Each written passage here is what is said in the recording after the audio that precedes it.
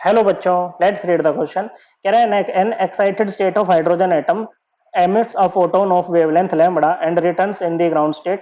The principal quantum number of excited state is given by। तो देखो बच्चों, ये जैसे आपकी स्टेट्स हैं, ये n इक्वल टू वन, ये क्या होगी बच्चों? हाइड्रोजन के लिए आपकी ग्राउंड स्टेट होगी। हाइड्रोजन की इलेक्ट्रॉनिक कन्फिग्रेशन क्या होती है बच्चों? 1s1 होती है।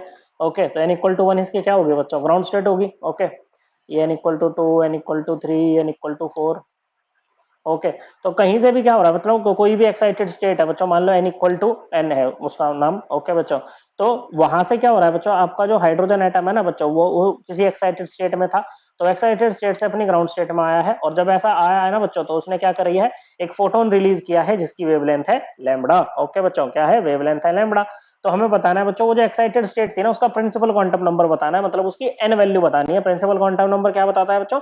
शेल नंबर के बारे में बताता है। ओके, तो देखो इसके लिए हम क्या यूज कर सकते हैं, अपना रिडबर्ग फॉर्मूला यूज कर सकते हैं, जो कि कहता है वेव नंबर। वेव नंबर क्या होता है? 1/लैम्बडा। लैम्बडा क्या है? वेवलेंथ है।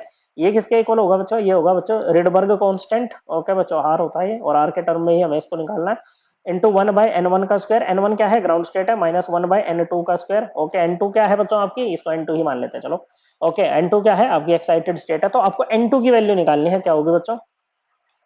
Into Z square. जेड क्या होता है बच्चों? एटॉमिक नंबर होता है। और हाइड्रोजन का एटॉमिक नंबर क्या होता है बच्चों? वन होता है। क्या होता है बच्चों? वन होता है। तो ये हो जाएगा 1/लैम्बडा इक्वल टू आर।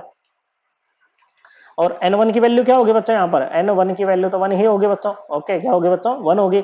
तो ये हो जाएगा 1 - 1/n2 का स्क्वायर इंटू जेड स्क्वायर की वैल्यू भी बच्चों वन ही रहेगी यहाँ पर तो। ओके, तो ये क्या बनेगा बच्चों? ये बन जाएगा आपका, दिस इंप्लाइज 1/लैम्बडा इज इक्वल्स टू व्हाट बच्चों? 1/लैम्बडा आर कर दो इसको। ओके बच्चों, 1/लैम्बडा आर क्या हो जाएगा बच्चों? 1 - 1/n2 का स्क्वायर हो जाएगा बच्चों। ओके, तो यहाँ से आपका 1/n2 का स्क्वायर क्या आएगा बच्चों? ये आ जाएगा आपका 1 - 1/लैम्बडा आर। तो ये किसके इक्वल आएगा बच्चों? लैम्बडा आर आपका हो जाएगा बच्चों एलसीएम यहाँ पर।